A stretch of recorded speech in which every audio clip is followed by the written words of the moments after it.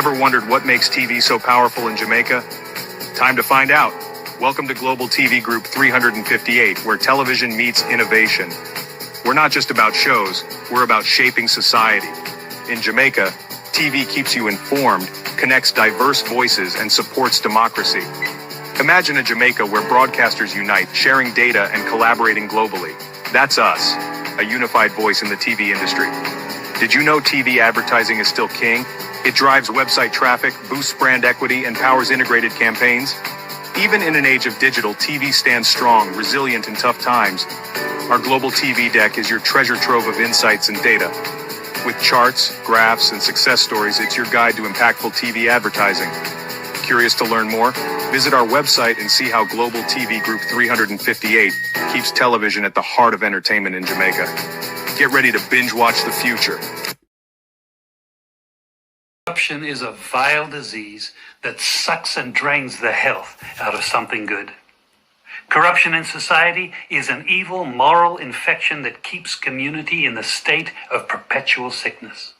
Corruption is a moral virus. It's so potent, it leaves its host sick, lethargic, and unable to realize and accomplish all that a well person can. Where corruption thrives, poverty and not prosperity thrives. Wealth is grabbed into the greedy, grubby hands of those who get fat on the toil and labor of good people. Corruption benefits, only temporarily, those who participate in it. Everyone else is a victim of the theft, the deceit, the dishonesty, and the lies that corruption feeds on.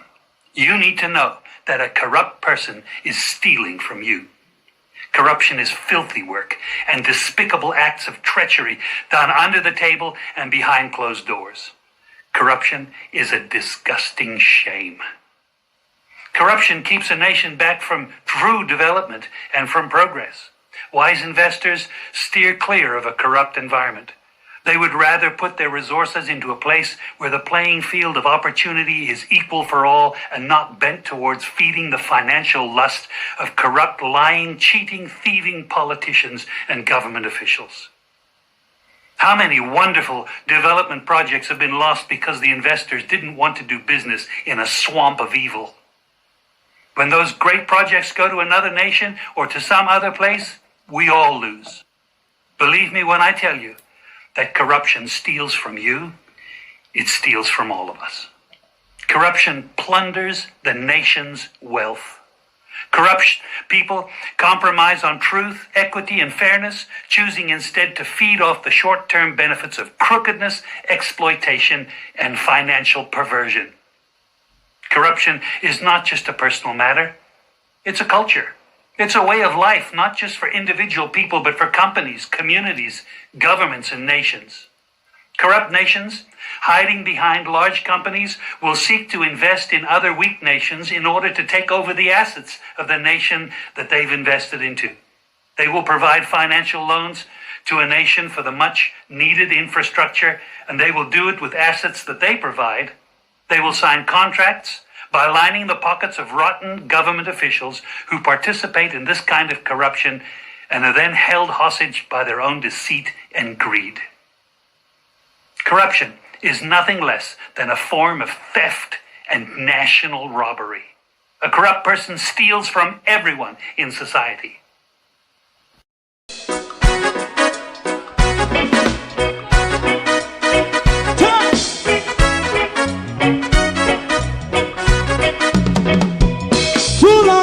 Together, run, keep going on, let's process. For children of Israel do really love rights. So just as I and I as a watchman, I run Babylonian walls. Oh, children of Israel, I shall never hold thy peace. What wrong is going on? Hey, oh, we gonna bust down Babylon walls. Prepare the way.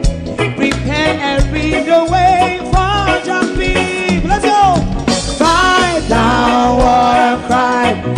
Fight down. Me say Rastafari. War and crime. And do the righteousness. And we love. I will love Jaja. I will love Jaja. Yeah, we love Jaja. We love Jaja. We love Jaja.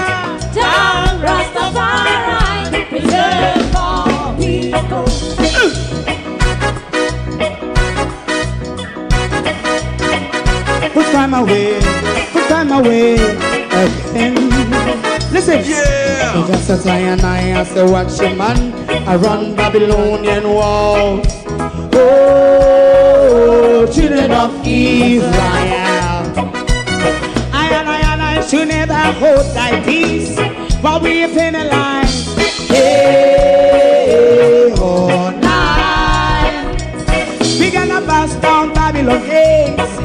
Prepare the way. Prepare the way for Rastafari. Fight down war and fight. Fight down war and fight. Rastafari, war and crime, and build up righteousness. And we love Jah. And we love Jah. And we love Jah. Rastafari, we love all. And we love Jah. Me love Jaja. Me love Jaja. Rastafari, preserve all. Me love Jaja. Rastafari. Yeah, the next song is going to be the last song for tonight. And then DJ Twink.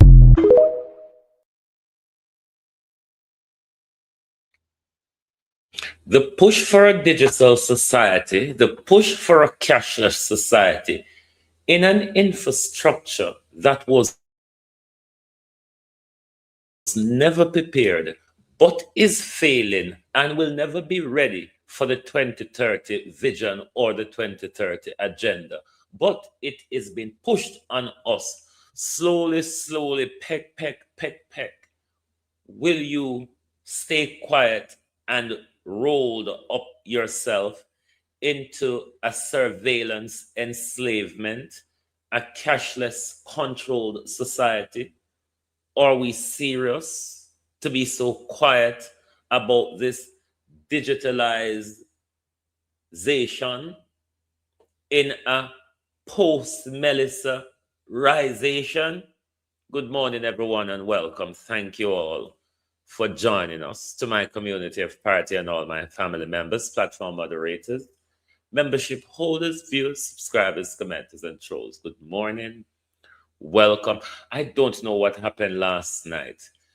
On my side, there was malfunctioning as well. Don't know what happened with the comments and all that jazz. It looks better this morning, so maybe the problem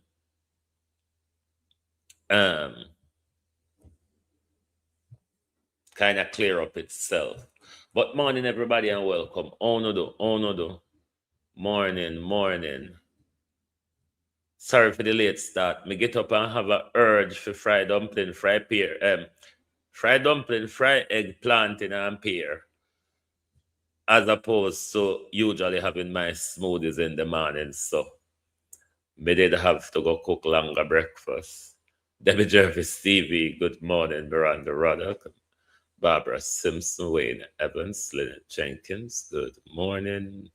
Lawrence Michaels, good morning. Abina Sarkodi, Errol Reed, Blossom Riley, Marcia Thomas, Colin, Wayne Evans, Evan Miller, good morning. Is it Rockman? Good morning and welcome. Empress Deb, good morning. Winsome Campbell, good morning. Gloria Morris, good morning. Winifred Saunders, good morning. Denise Hilton, Gloria Morris. Who else there? Good morning. Sharon Johnson Walton, good morning.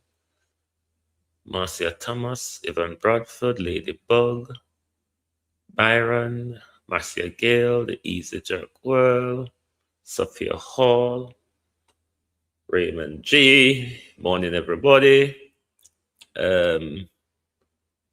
Golda Watson, good morning, good morning.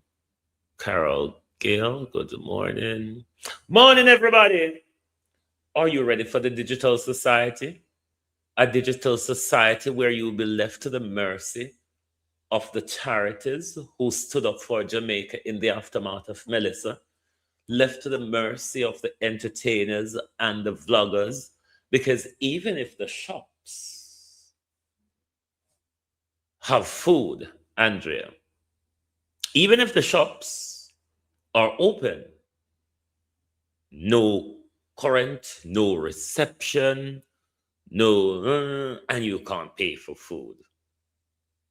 Are we serious to accept this nonsense from Andrew Holness about digitalize digital? Digitalize what? We never had light. We've been promised power for 50 years and we're still waiting. And in the midst of waiting for power, this government say they might roll out foreign things. Power. Now, let me say this. I am opposed to a cashless society, but I welcome choices. Me, myself, I really don't touch money per se because I do everything, pay for everything. Just, you know how we just use the phone and tap and go. Barely ever touch my bank card or credit card most time. Barely. That doesn't mean, though, I want a society where I do not have the access to go to the bank and get cash or to get cash to purchase what I need to purchase, whether be I want to purchase in cash. Opal, how you do? Whether be I want to use cash to purchase or I want to just tap fast and move on where I don't have to wait for change or I don't want to interact with the germ of money. That's different from not having the access to money at all and how controlled things would be not having that access to money. Beside the electronic side of things, we are just not equipped for it. We're just not equipped. We can barely keep light on in our country for 1 week straight. Most Jamaicans would say backside fully attack about 1 day straight, a lot of communities in Jamaica, even before pre-hurricane, would say what you talk about. We would have like it on for a full day.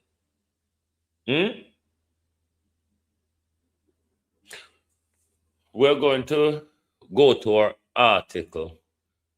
No, let's go to wholeness first.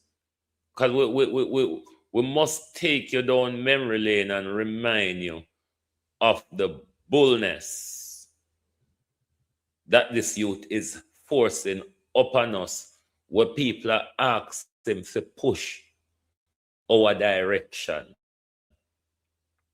It is not what our society is designed for. In the coming weeks, Our society is a heavily higgler-based society. It's a heavy corner shop-based society. Now, would a cashless digital society in a technologically built-out society be an encumbrance?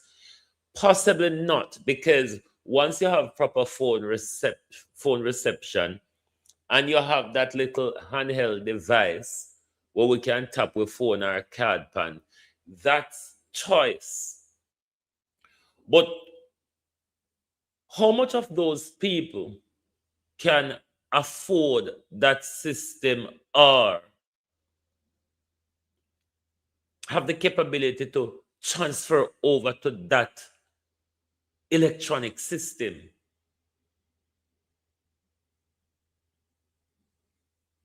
But the bigger part of why we must stand up against this, our society is not equipped.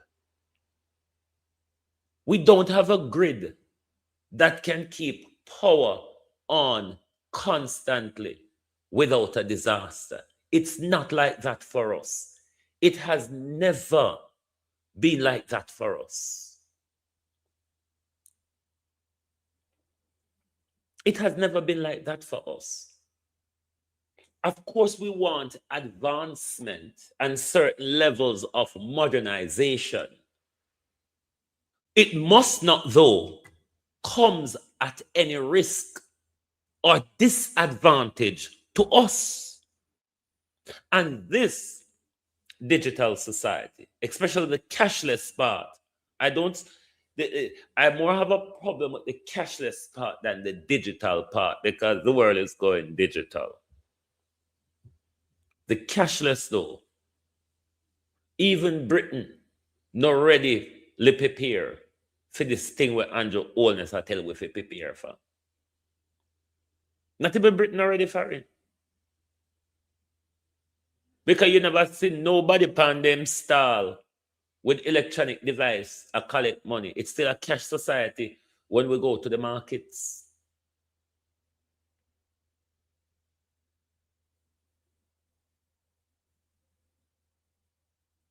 Cash still used here.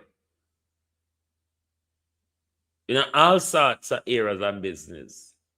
Why Holness push this thing power when we barely can have light for a full day in our country? This thing goes with power and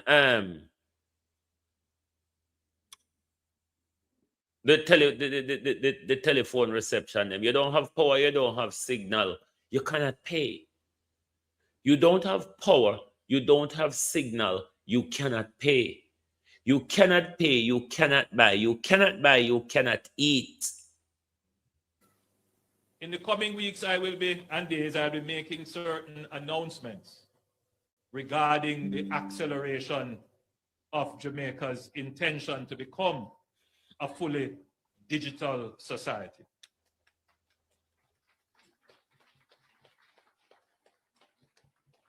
We are well on our way to this. We have established the national identification system. We are well on our way to this. We have identified the national identification system. This is another thing as well, where the court slapped down the government with it. But the government still push it. Every storm, the government excuse is, so you know. And every storm, the government argument is only if people had the digital ID, we could identify them easier. They could access service easier. Bull. BUL Prime Minister. Nothing don't go so.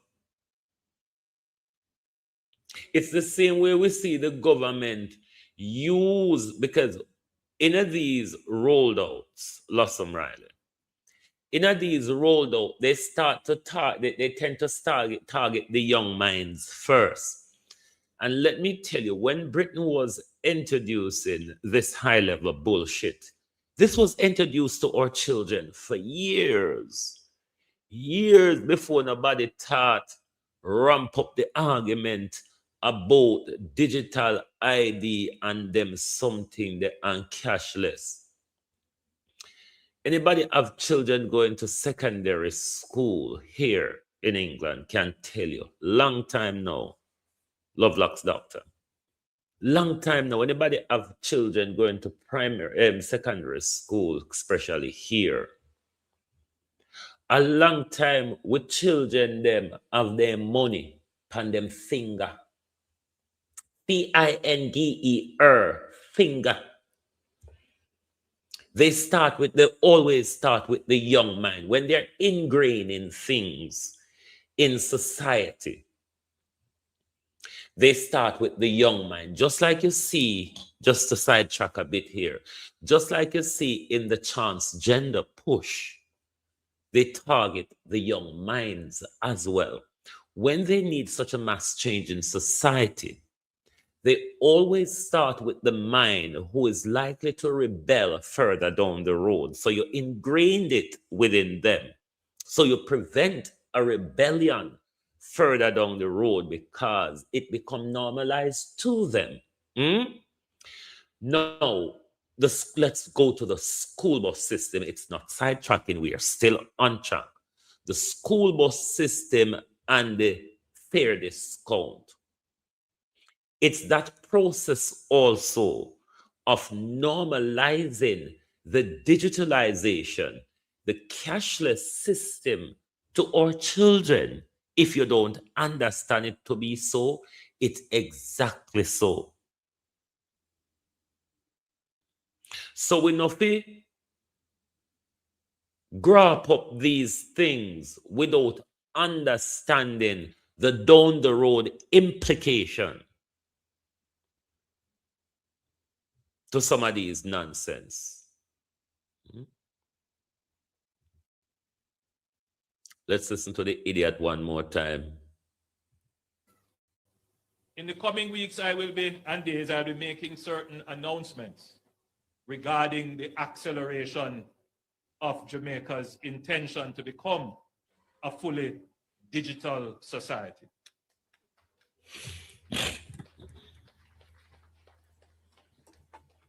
We are well on our way to this. We have established the national identification system. We have put in place our digital currency. We have given directions to our ministries to digitalize their operations. Most of our ministries are now moving from paper-based systems to digital systems. Our military is transitioning. The society is moving very quickly, very rapidly to become digital. Our banking consumers are seeing it as well because the banks are moving very rapidly to digital. You have something now called artificial intelligence. Very soon, this position of a human being exchanging cash and so on, that is going to disappear from the banking system very soon. And you are going to have to interface with machines. I don't want it to be a scary thought, but it is a thought that we all have to embrace. It's a thought, he said, that we will all have to embrace. What is going on here? When I hear me still, though, it's a thought we all have to embrace. We're not equipped for this thing. We will never be equipped for this thing. Because them are promised with simple light. They're promising us simple light for the last how much years, and we don't get it. We have not received it. We still a struggle in the dark. Look at the effects of Beryl and Melissa. How long it take not to be a light post not live up in a party yet. So if a digital society party people would have still had their hand check out every vehicle pass. So we can't buy it.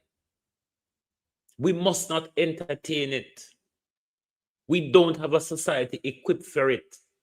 Even equipped societies like Europe, America, we don't know about China. These places are still using cash. And for our government to be forcing us into a corner where our country is not equipped for, it is a dangerous control mechanism. It is a dangerous control mechanism where government are push we into. And under no circumstances, we must not accept it. Because if we accept it, it will be to our detriment. What we must stand up and tell our government, we need choices. We want to be able to pay by cash. We want to be able to use our cards and pay. We want to still be able to withdraw cash and put it in our wallet, because people Warning, still people beg of with Jamaica. money and we still have to give people money. So all the people them will beg money and go survive. Them have to have a digital system. For me don't know.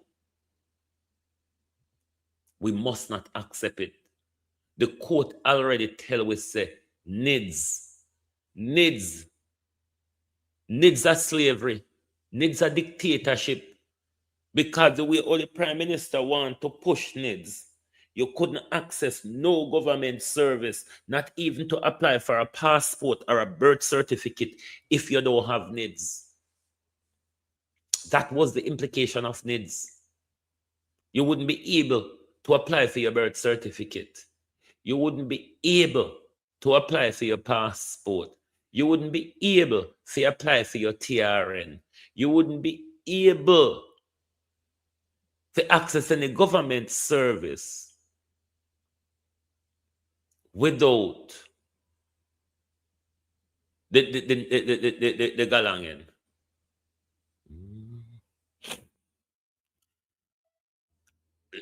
Denise, I see where Melissa has pushed. I have been talking about the solar power for a long time, telling Jamaicans you need to independently go solar, because the government nor the multi-conglomerate corporations will never introduce solar in our system, because what am I going to get for rob? What them a go get for rob and thief? If them roll out solar in our country, them foot come off our neck. The foreign company where Darrell Vaz and Andrew Holness take up with 150 million US dollar lend where they would be out of a job. So them now go introduce solar at any time where it will be a beneficial to the Jamaica people. What Jamaica people have to do, as I've always said, and people keep going out there with this nonsense, but solar is solar expensive for getting, so what? It's expensive to pay for the light where you now get every month same way. 6 or 1, half dozen is the other. Invest in a solar panel.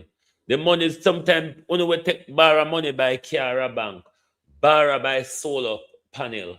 Because when you have solar panel, you can run your business from your yard and have light for run your business where you pay back your loan and buy your car over time.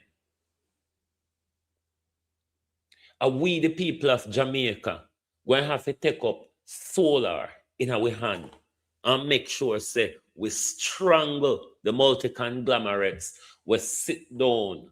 Why you think the government? Why you think the government make sure people hold string now? Panda new meter system. Because them a corner everybody. And only the rich can afford solar in Miranda Raddock.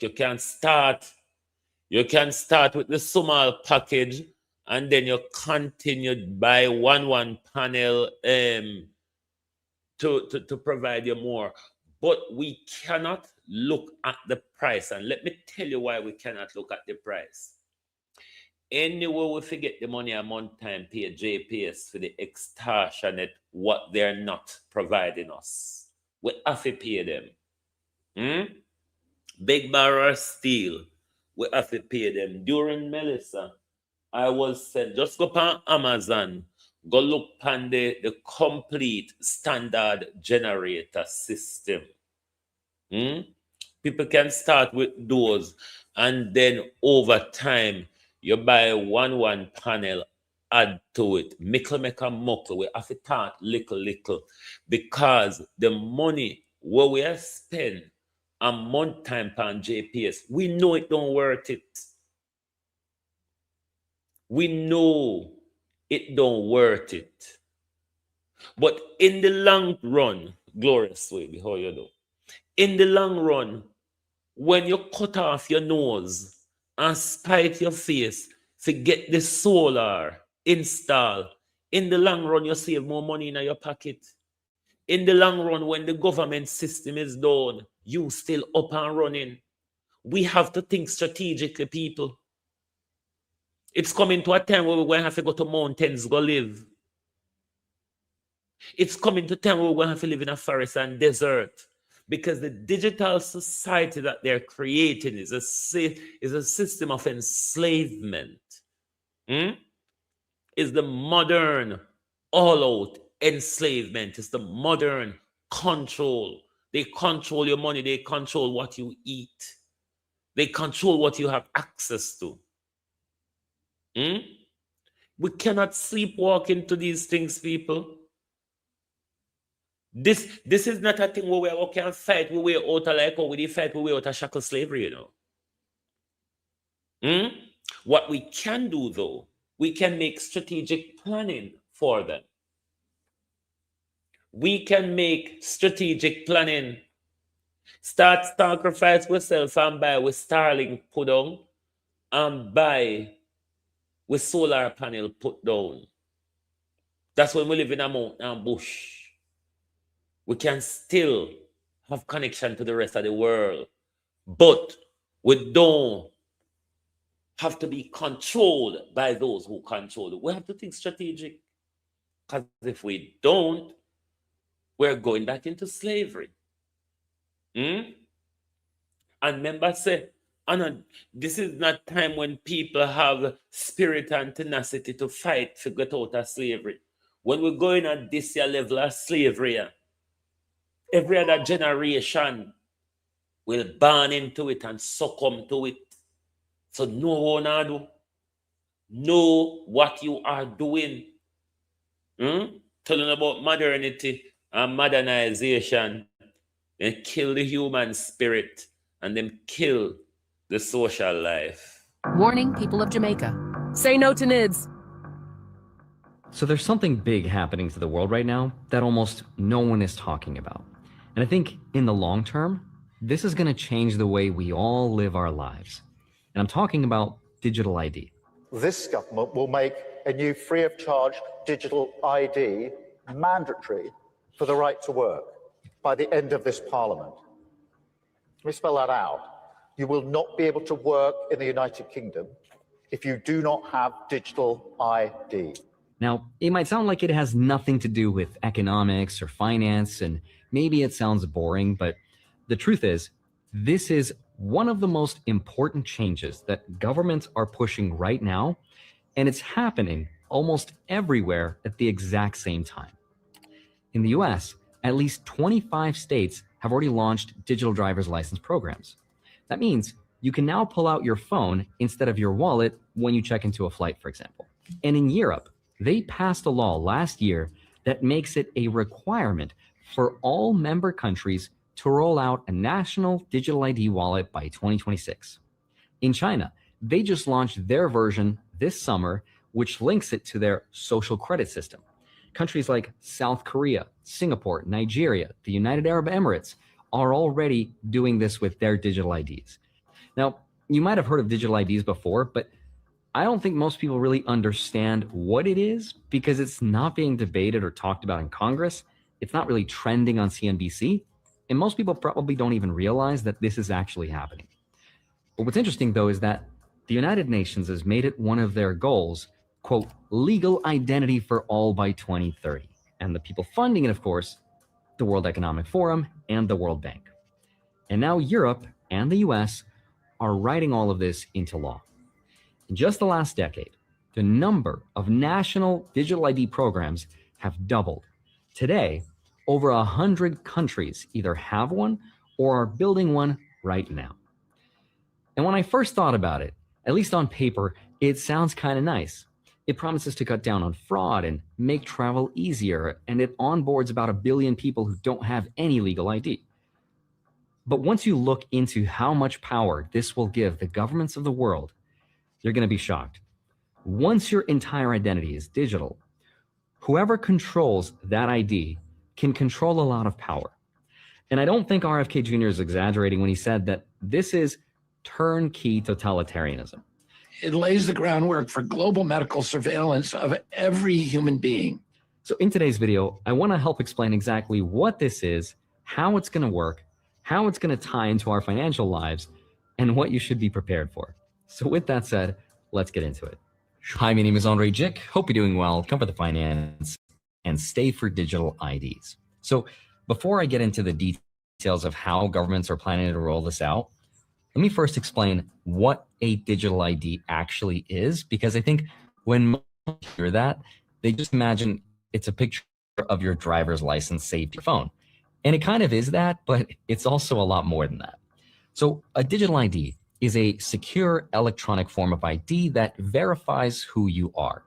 Usually it's built on top of an app on your phone, and inside that app is all your personal information, which is then verified by a trusted authority like a company or a government. But there is a big difference between the physical version and the digital one, because digital IDs use something called biometric data, which are things like your facial recognition or fingerprints, with cryptographic encryption, so they're a lot harder to fake. And once you've been verified, that ID becomes reusable. That means you don't have to keep handing over your passport or your license to different companies, or even go to the DMV. You can just share that specific piece of information that they need. So for example, if a bar needs to know that you're over 21, the app could just say, yes, this person is old enough, without necessarily revealing your exact details, your birthday, or your full ID number. So on paper, it sounds like a convenient thing to have. It's more secure, there's less information floating around, so less chance for fraud. But as you're about to find out, you're going to realize that when you centralize that much power, the question becomes, what can they do with it? Because while governments and tech companies present this as a convenient and secure thing to have, the actual way it's already being used in some countries is a very different story. We're constantly watching and recording everything that's going on. Citizens will be on their best behavior because we're constantly recording and reporting everything that's going on. Take China, for example. Just this summer, they launched their national digital ID app. But instead of it just being an upgrade from physical to digital, they tied it to their social credit system. That means their digital ID is not just proof of who they are, their financial history, travel rights, online activity. So what that means is, if the government doesn't like what they're doing, or doesn't like what they're saying online, or maybe what they're buying, they could restrict your ability to travel, to buy those things, or to access certain social services. After being sued for defamation by the subject of a story he'd written, he was blacklisted. He only realized when he tried to buy a train ticket and was told he was banned from traveling. If you didn't get a vaccine that the government mandated, sorry, you can't use public transportation. They would immediately detect that and send you a notification, and they would deduct money from your what they call WeChat account. They use two main apps, WeChat and Alipay. So you can actually deduct your money directly from your account. There were reports of elderly people and workers who were denied food and pensions because their fingerprint scanners stopped working. So if the system doesn't recognize you, you don't get food. That's kind of crazy. I have to pass facial recognition identity verification, which is insane because all I want to do is just spend my gift card balance on this debit card. These are real world examples of how powerful and dangerous this can be when your whole identity is digital. And this is just scratching the surface. Before I tell you how these systems can really be abused, what I found really interesting is just how fast they're putting these systems into place. Once you start to really think about it, the same features that makes it all convenient are also the same features that will be abused for power. And here's exactly why we should be extremely concerned. Once you centralize identity into one system, yes, you do make it easier for people to prove who they are, but you also make it easier for governments and corporations and special interests to track and control people. We've already seen governments weaponize financial access against their own citizens, and you're going to see this happen in three specific areas: government power, corporate power, and surveillance. So the first example, government power. If you remember in 2022, during the Freedom Convoy protests in Canada, the government used emergency powers and ordered banks to freeze accounts linked to protesters. They targeted regular people who donated money through GoFundMe. And overnight, citizens were locked out of their own savings. There was no trials, there were no court rulings, no one was convicted of any wrongdoing. It was just because they supported the wrong cause. There was also Georgia earlier this year, where Amnesty International reported that the government froze the bank accounts of NGOs and lawyers who were providing legal aid to protesters. And their crime was offering support to people exercising their right to protest. So with the click of a button, the government just silenced people by cutting off access to their money. And under existing anti-money laundering laws, this is super easy to justify because banks are required to freeze or flag accounts that they suspect have unusual activity. But what counts as unusual activity and who gets to decide that? That could mean transferring money to buy Bitcoin. It could mean donating to a protest movement. It could even mean participating in the boycott of a company that the government wants to protect. None of this has to be proven illegal in court. As long as they have suspicion, that is enough. And that's a very scary thing. Now, the second place you're going to see this power is corporate power. Again, Amazon and Uber and other companies are already experimenting with digital IDs.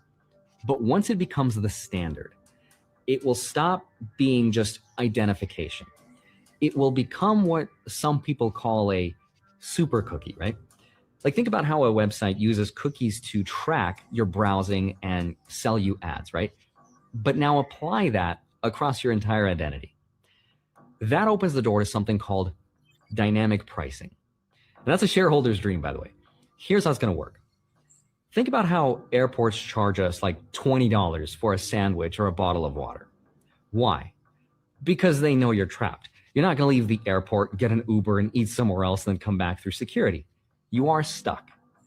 That is a very simple form of dynamic pricing. But imagine if that logic gets supercharged by digital IDs. Let's say your ID app shows that you just got off a 10-hour flight, right?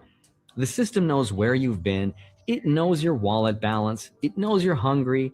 So the algorithm decides, that person is stressed and they will probably pay more. And then boom, your sandwich is $25 instead of $12. But the person next to you might pay less just because that system thinks they're more price sensitive. They can tolerate $15, but not $1 more. Ticketmaster, for example, already uses dynamic pricing, where the same ticket can jump in price minute by minute based purely on demand. Now imagine, though, if your digital ID shows you've searched for, Taylor Swift tickets 5 times this week. The algorithm knows you are more likely to pay more, so your price gets pushed higher than someone else's. Airlines already do this. Or think about car insurance. Right now, companies use broad categories, right? But with digital ID, they could see your exact driving history, your Uber ride logs, where you hang out, all based on its ability to digitally track exactly where you are and where you've been. And you don't get to negotiate any of this because the system already knows too much about you. That's the corporate power risk. And then, of course, there's one more. The third place this power will show up in is surveillance and security. Some digital driver's license apps in the US already have what's called a phone home feature. That means every time you use your ID at a bar, at an airport, or a hotel, it pings a government database. So now, instead of just being a harmless ID, the government now has a time-stamped log of everywhere you go and everything you do in real time. If you add in central bank digital currencies on top of all that, which are already being tested, as well as an API that companies can pay to access, and it's not really that hard to imagine a programmable like money that is tied to your biometrics. That gives the government the ability to program dollars that maybe stop working at certain stores for certain purchases, or even dollars that expire after a certain update. It's all up to their discretion. But it gets worse when you consider data breaches. India's Aadhaar system, for example, which is the biggest digital ID program in the world, has already had multiple leaks. Sensitive information from 1 billion people, including biometrics, was exposed. But here's the problem. Once your fingerprint or your facial scan or your iris is leaked or it's sold, you can't reset it like a password. It doesn't work that way. If the system is trying to protect us from fraud or illegal immigration, then the current system that we have today should be working, but it's not. So an extra layer of this identification is going to do very little to stop it. Why do you think that them having a digital ID, having to have a digital ID would stop that problem when right now people are meant to have a national insurance number and card, and if they're not asked for that, a boss is willing already to break the rules? What's the difference going to be? It's exactly right. If they're not willing to ask for their current credentials, what makes them think a digital ID will do anything to change that? And he didn't really have a good answer for that because there is no good answer. So if we allow this to happen, I think it's going to fundamentally change the balance of power between people, governments, and corporations, and not for the better, unfortunately. But yes, it will be more convenient for people, as long as you don't get out of line or say something someone doesn't like. All that digital ID will be is a means of controlling the population, of telling us what we can and can't do, of fining the innocent. And didn't we see it all when we had the pandemic, when you had to have vaccine ID to travel, to do various things? Did that stop the COVID pandemic spreading? Did it hell? All it did was put cost and inconvenience on everybody else. I also worry about massive data banks being held by the government, being hacked by foreign governments, by private companies, by criminals. I do not see a single benefit to the government having digital ID other than them controlling what we do, what we spend, and where we go. It's a crazy world we live out there. And I swear, the older I get, the more I'm starting to become like that one crazy paranoid uncle. And I know how all of this sounds, and I get how it sounds like fear-mongering, but as they say, the reason why we continuously bring you these information is so none of us is caught off guard. We are aware of what is coming, but more so, we are aware of the implications of what is coming and what we can possibly do, the strategic moves that we can make. We can't just sit down to Jamaica. The world is reacting to this thing, and we just go on like a foreign way got done. We're moving into forever slavery. We're giving, if we accept this in the way they're pushing it, it will give up our powers to them completely. We might as well just prepare to die, because life wouldn't be worth living. If you have to live like a cage hen, it's better off we die and go and but with business in a peace. So you can't say you never hear. You can't say we're not constantly and continuously a one. Oh no. Let's go to the article we did on the whole digital ID bull crap of Andrew Holness and them JAM-DEX and the nonsense where we can't afford, we don't have a system or infrastructure for it, but them are pushy. The digital mirage, critically assessing Jamaica's readiness for a cashless society post-Hurricane Melissa. In the wake of Hurricane Melissa, the conversation surrounding Jamaica's transition to a digital cashless economy has reached a critical crossroad. While the Bank of Jamaica and Governor Richard Byles continue to champion JAM-DEX, the nation's central bank digital currency, as the cornerstone of a modern, efficient financial system, the harsh reality of a fractured physical and digital infrastructure suggests that the island is far from ready.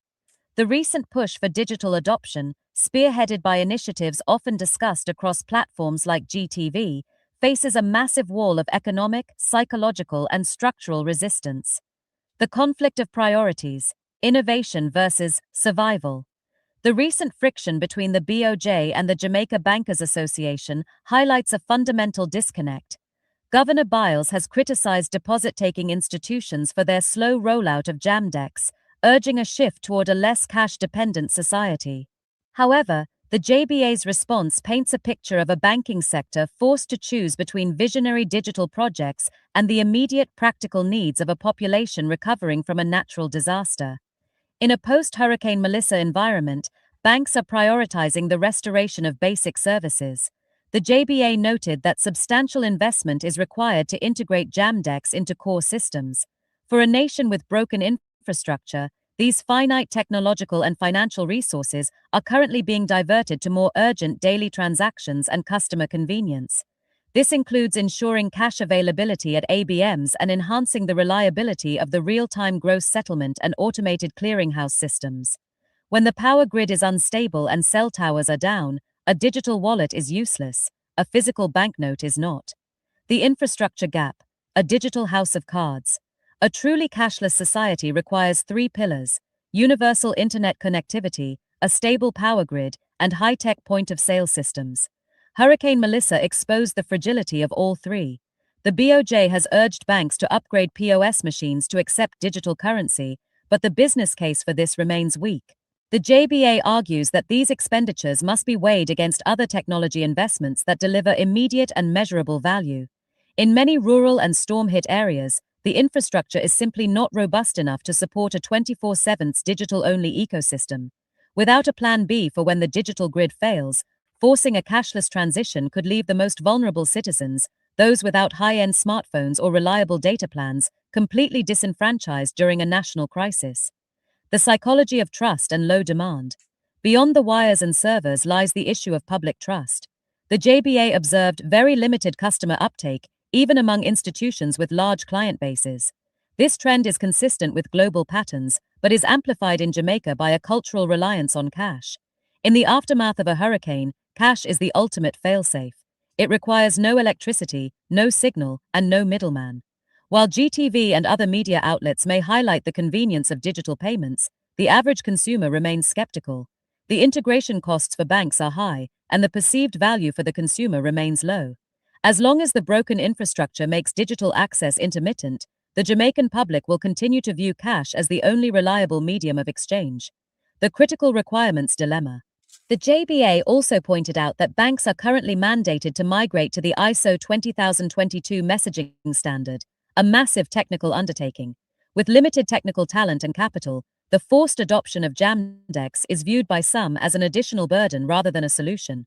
For Jamaica to be truly equipped, the focus should perhaps shift from forcing a digital currency to first hardening the underlying infrastructure that makes such a currency possible. Conclusion: a premature push. Is Jamaica equipped for a digital cashless future? The evidence suggests that while the ambition is there, the foundation is missing. Hurricane Melissa served as a grim reminder that a digital economy is only as strong as the physical cables and power lines that support it. Until the broken infrastructure is rebuilt with redundant, disaster-resilient technology, and until the cost of adoption for both banks and merchants is lowered, JAM-DEX will likely remain a secondary tool rather than a primary solution. For now, Jamaica's path to a cashless society must be a slow walk, not a sprint, ensuring that no citizen is left in the dark when the next storm hits. Do you believe the Bank of Jamaica should offer financial incentives to citizens to encourage the switch to JAM-DEX, or should the focus remain solely on infrastructure repair? Tell the Prime Minister, take JAM-DEX and shove it. JAM-DEX must be an added choice, not the alternative or the be-all and end-all. It must be an added choice. Give us more choice. Don't take away our powers, because that is what a cashless society will do. Take away our powers. We must not tolerate it. We mustn't go on, like I say, as something we're going to benefit us. Simple, because it make our life a little bit easier at the payment point. Think about what you will be giving up to just make your life a little easier at the payment point. We are in a dangerous period, my people. I know Jamaica want to push it, and the world are push it. It's a part of the 2030 agenda. It's a part of the one world government agenda.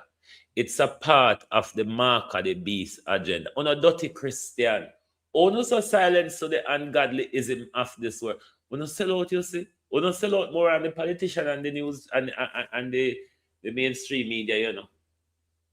Because them teach you from where God church, them are stone it in a way say, a Christians are going to stand in the last days. Aren't we in the last days? Because you say when them are push the mark of the beast, at them the time of last days have come. So what no last days patronage there? So the word go? No. Patriotism. What no last days patriotism there? What no there? Because we not sown up on the battlefield. We not left ungodly sod like me out here. Ungodly sod like me out here to be standing on the battle line. And no Christian politician and bankers pay on if they don't talk. And then you would want to see me in the street and introduce God to me. Who are you talking about when you're introducing God to me? That is what I would really want to know. Who on earth are you talking about? Kind of confusing, especially on the Jehovah Witness. Confused than on oneself.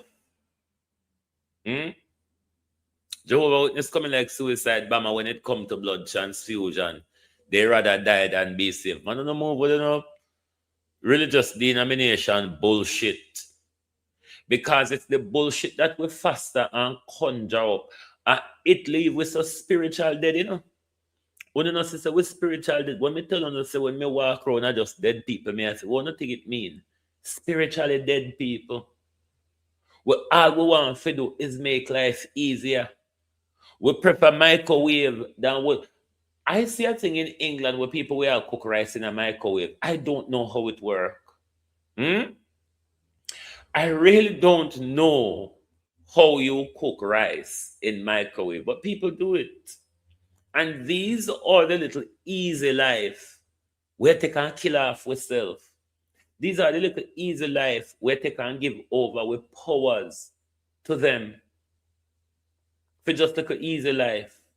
So like an easy life, you know.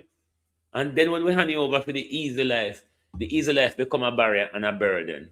Are we really serious that we are so quiet of the ungodly world that we live in?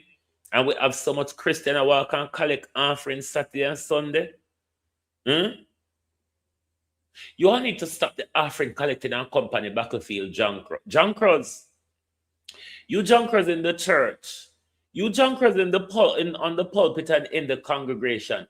You need to step out of the synagogue of Satan and come on the battlefield. Because out here so there, you know. I be a fucker going in the church. When you not abuse we, when you a thief and we not tell we lie and a brainwash we. Come out here, so. Out here so it a go on. When you not see? Talk truth. If you not see out here so it a go on.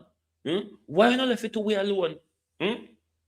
All this time, we not teach, we say, a Christian I got turn up in the last days. Christian, we not come, we not the back of we are in front of we come on the field. Me not care where we come as long as we not there on the field. Come out of the churches, man. Come out of the churches. This is why the world is so burdened. This is why the world is so burdened. Because on a church no better than Epstein. You know, we wouldn't be surprised if only on a pastor party at the Epstein Island. When a pastor wouldn't apply private jets and yachts, swimming pools and mansions. Come out on the battlefield. Enough is enough now. The bloody thief in every day. The bloody abuse every day. And no war there for fight. And you hold on. Sit down and wait pan with the pay on for fight war. What can go so?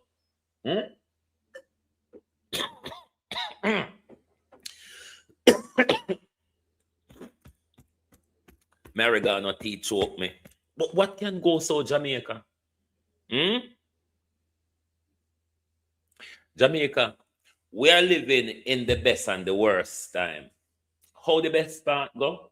We're living in the best time, as in we've never had information so leisurely and available ready to us. How the worst time part of it come in? We have become more spiritually dead. The more information is presented to us, the more we go into hope and faith. And hope and faith in this world is about nothing at all, you know. Hope and faith is thin air. Because all you do, you hope and have faith, and then God will do the rest of it. You don't think that old man tired? You will get up every day, blame God or the devil, or wait upon God and blame the. You're not tired, you're not sorry for the two old man. Talk truth.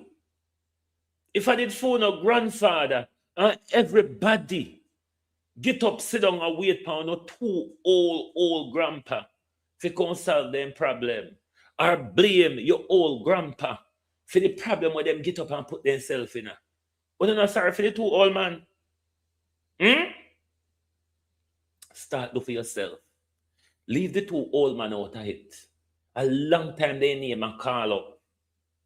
A long time they name and call up. And no, we don't see none of them come and say nothing. Leave the two old man out of it. A time for we get involved now. It's going down amongst us. It's going down and we are feeling the effects of it. Imagine when more of our power is being handed over. They might as well put the chain them back on with foot and hand. The Americans never take them off anyway, because they still have them pan prisoner, and them still have them pan with pocket.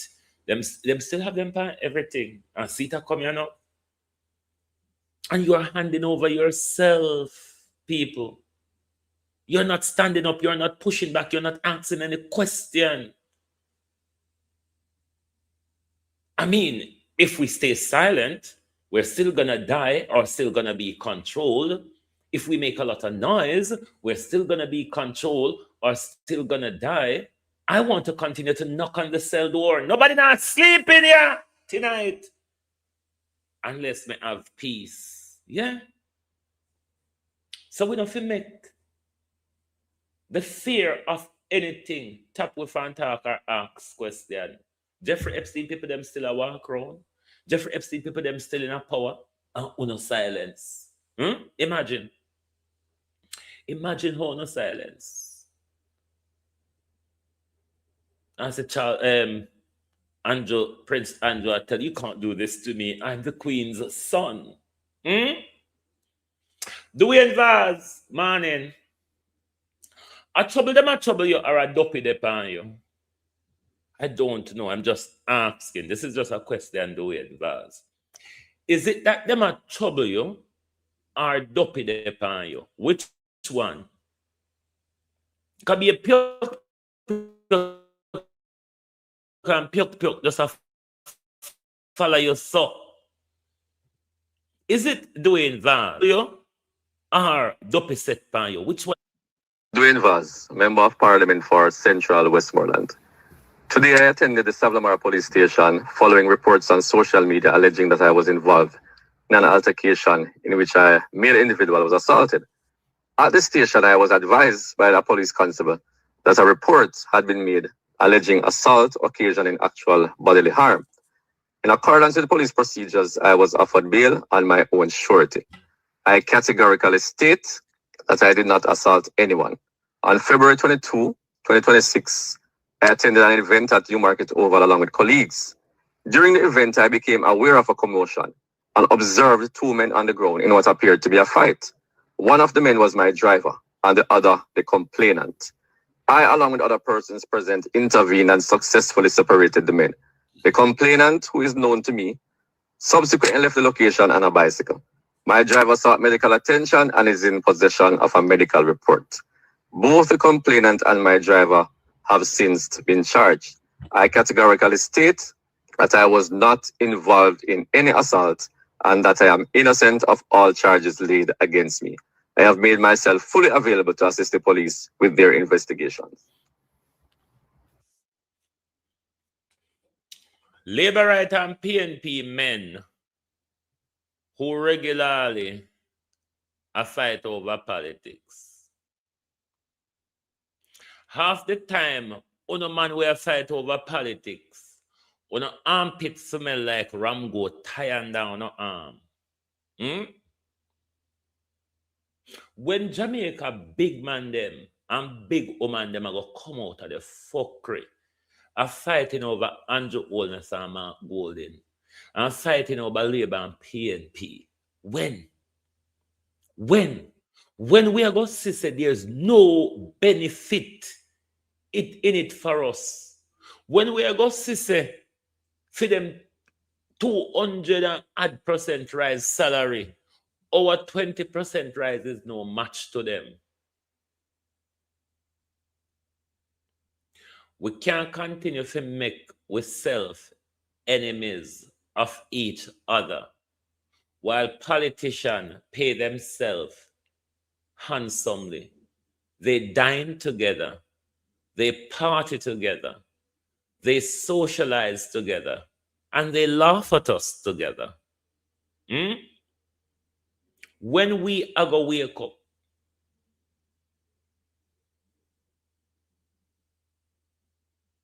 it is a sad situation. It is a sad situation to see how we can come to understand a patriotic or a national understanding of politics.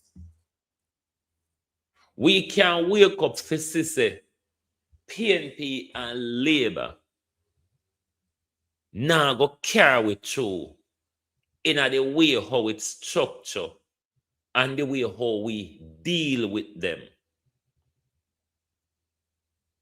It's only served to benefit them.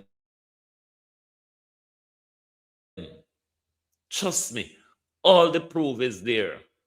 Just look back at the 50 years of promises we have from our politicians and the delivery on those promises for the last 50 years. They all have to hang their head in shame, even though they don't have none. We're just gonna play some of this video. But Jamaica, we can talk, hear me say, hear me tell you say, start find one African country where you want live and bring up on children. Because all we demonize Africa and all that, How much African country you hear had a violent statistic, barring those who have certain war zone within it? African people no fear of going back home because of violence in their community, We then something that affect.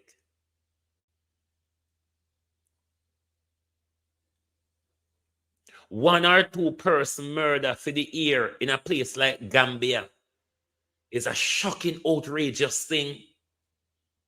One or two people been murdered in Gambia for the year is an alarming thing. Alarm and outrage. They're not used to it. People don't just get up, kill people so needlessly. People don't get up and kill children and women so. No, I know there's some places where the terrorism are in certain zones of Africa. That's a different thing. But comparing on the issues of violence we have in our communities, violence in our society,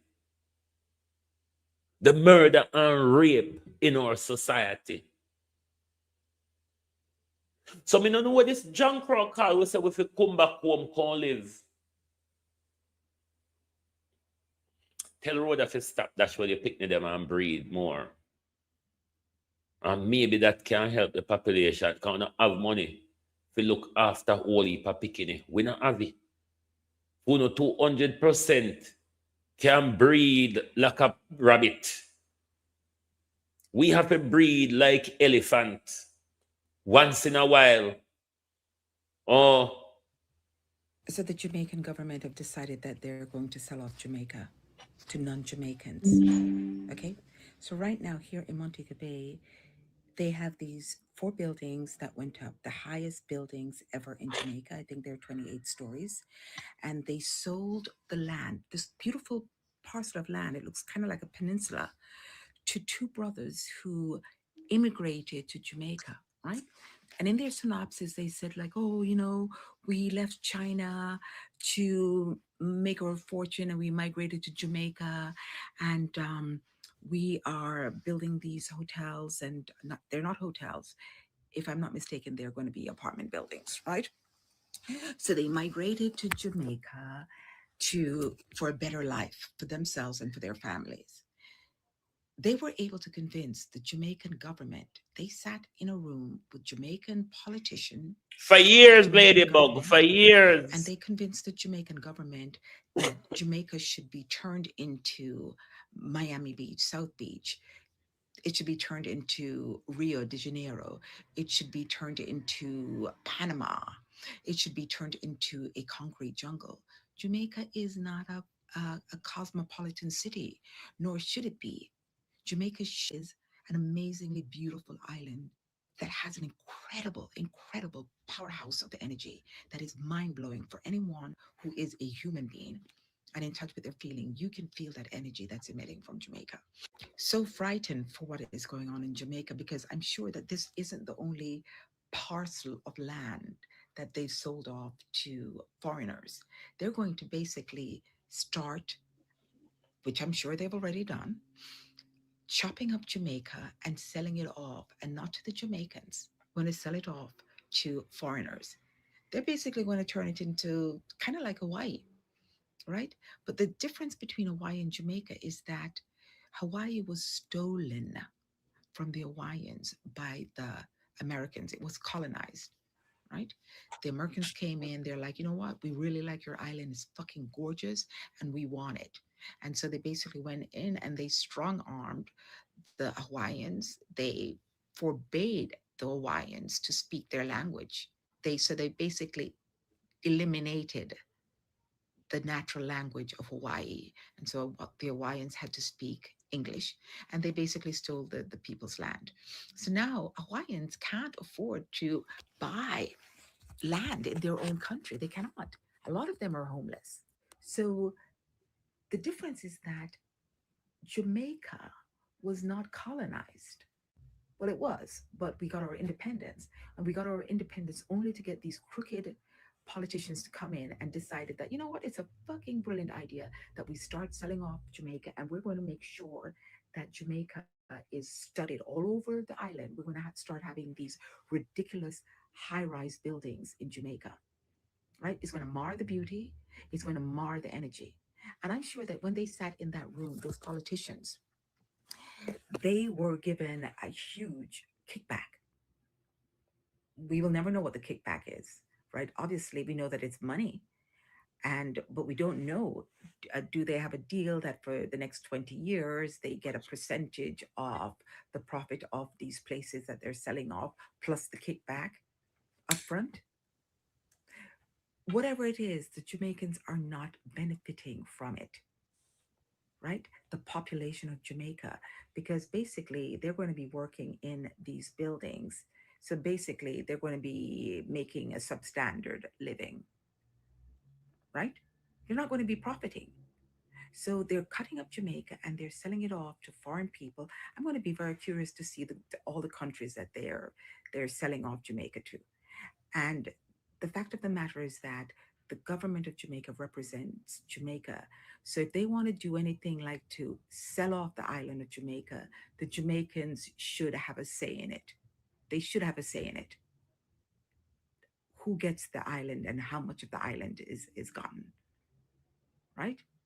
It's not as if they're sitting down and say, okay, you know what happened? We're going to, sure, you can come in and you can invest, but we will give you, you can basically have the land for, I don't know, 100 years. And after 100 years, it reverts back to Jamaica, like how they do in England, right? They did that, right? People could come in and they could have the place for like 100 years or blah, blah, blah, but then it would revert back to the English. Anyhow, let me not go off on a tirade, but what I want to say is that the thing about Jamaica that makes Jamaica incredibly special is that there is something about Jamaica. The energy in Jamaica is potent. It is unfucking believable. So now you're going to start putting up these high rise all over the island. It's going to be studied, and you're going to have little patches and pieces of land with greenery on it. But the majority of Jamaica is going to now look like a fucking city. And I'm telling you that the people that are living in Jamaica, the people that are buying up all of Jamaica, they're going to get the best pieces of property, right? They're going to get the best pieces of property. And then the Jamaicans are going to be left with these little rinky dinky areas to live in. It's not happening. Jamaica is rich in minerals, it's rich in agricultural potency, and the terrain is amazing for growth. Those politicians basically should be sitting around in a room figuring out and brainstorming and coming up with ideas to make Jamaica self-sufficient so that the Jamaicans can thrive and that they don't have to leave the islands. Because let me tell you something, Jamaica is in the top 10 countries of countries which are poached for their intellectual population. So England comes to Jamaica regularly, and they basically take as many teachers as they can get out of Jamaica, and they bring them to England. They get as many nurses and as many medical population as they can, and they bring them to England. And one of the things that they do to make it very, very, very attractive is that they give them free housing for 5 years. 5 years. So the Jamaicans work and they don't have to pay rent, and they can save their money, but I'm sure they work them to the fucking T. Do you think that those Jamaicans really wanted to leave Jamaica? No, but the Jamaican government is not providing enough wealth within the country to properly pay for those doctors and nurses and teachers. And so, of course, these other countries are aware of this. And so they come and these Jamaicans and take them out of Jamaica. England have decided that they're not going to educate their peasants, right? They're not going to educate the working class, the lower middle class, the middle class, right? They just can't be bothered with that. It's easier for them to come to a place like Jamaica and get the brains that they need and bring them to their country. And the government is aware of that. Jamaica is not Miami Beach. It's not Copacabana. It's not Panama. It is not a first world country, nor does it want to be a fucking first world country. All of this in the background that you're seeing behind that hotel, these ridiculous, monstrous buildings, all of this land there is going to be riddled with high rise. That is what the Jamaican government is doing. And the Jamaicans should find out who it is that's signing off on these deals. And the Jamaicans should have a say with what's going on with their island. This is outrageous. It's unacceptable.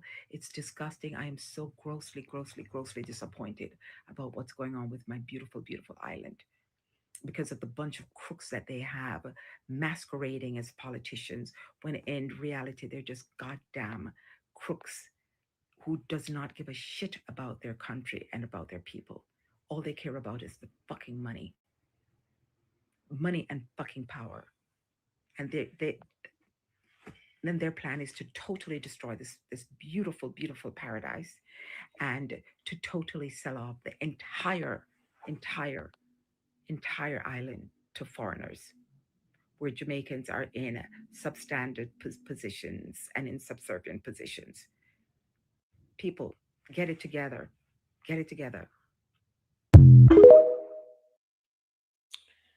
They call it governance, but it is organized theft. They get our land, and in return, we have to turn around, clean up them shit, piss and vomit. Yeah?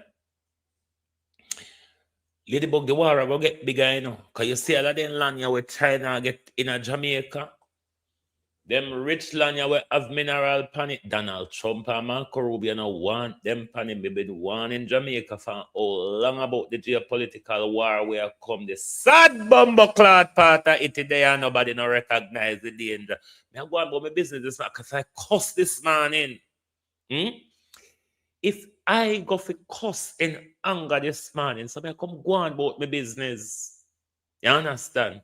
Because nobody knows the danger and nobody not care about the danger.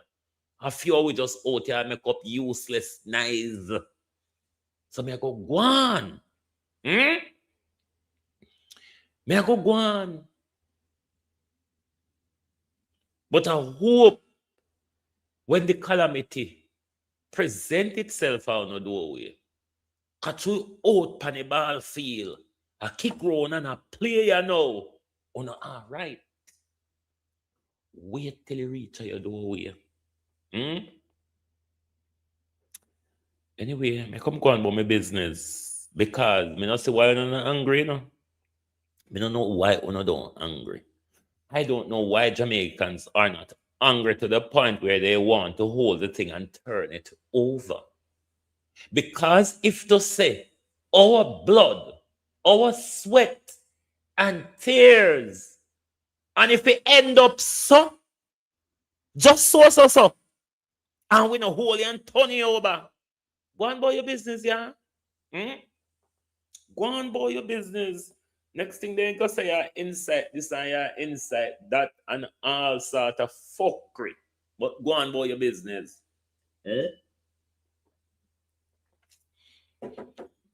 Jamaica isn't angry. The world isn't angry. So what? I don't pay talk to me then. No. I don't pay play with me, make me angry so. We don't go on here, people. We come back later because the world not see the danger. The world don't see the danger. The world are wait till you fall in the pit. Then we try to climb on each other's shoulder. No. Tap on my shoulder if you come back up, you know. No. Tap on my shoulder if you come back. Una turn down the peacefully. Because when we're in a one, if you come out here and play labor right politics and play PMP politics and left Jamaica just in the dark. So, not so you go. If you come out here every day and with the one market G and with the one PM, what about the one Jamaica though? Have you seen our condition as a country, as a people? Have you seen how we have gone backwards? Can you not see how we have not advanced? Go on about your business, miss say. Anyway, globalists, thank you all for being here with us this morning. Very angry. Not with just leadership in our country, but with the people who has just drawn sheet. Draw sheet and gone to bed. We could have slapped them. We could have thrown cold water in them face. We could have hold their nose. Then just let them so. Just so. Anyway, join us back tonight for the people's point of view. Good morning and good afternoon.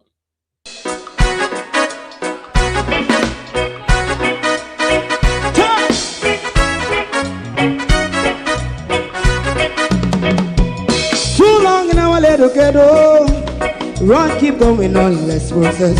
For children of Israel do really love rights. So just as I and I as a watchman, I run Babylonian walls. Oh, children of Israel, I should never hold thy peace. What wrong is going on?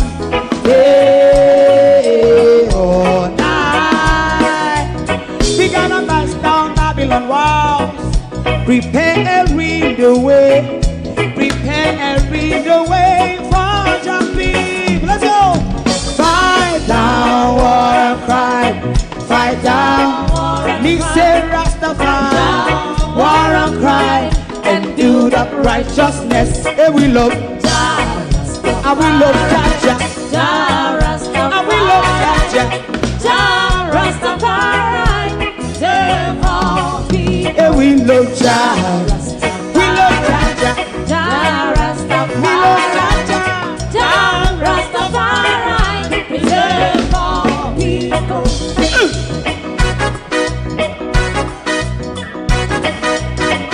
Put time away again. Listen, yeah. Just as I and I as the watchman, I run Babylonian walls. Oh, children of Israel, I and I should never hold thy peace, but we penalize. Hey, oh, night. We gonna bust down Babylon gates.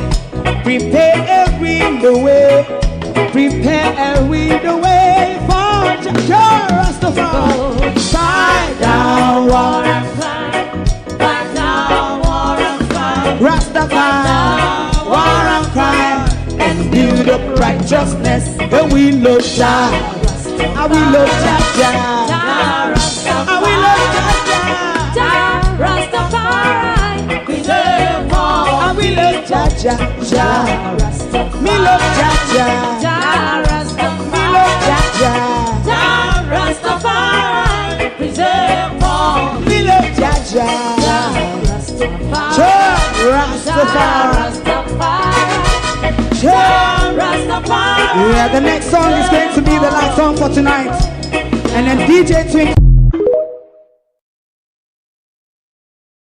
If you don't like missing out on the latest shows but still enjoy classic hits, then Global TV Group 358 is your perfect match. Global TV Group 358 isn't just another channel, it's your ultimate TV experience. From breaking news to binge-worthy dramas and timeless classics, we've got it all. Our unique blend of original content and global favorites means there's something for everyone. And guess what? With GTVG's seamless streaming, you can watch anywhere, anytime. Plus, our interactive features let you be part of the action. So, whether you're a seasoned binge watcher or a casual viewer, Global TV Group 358 is here to keep you entertained day and night. Don't just watch TV, experience it with Global TV Group 358. Subscribe now and never miss a moment.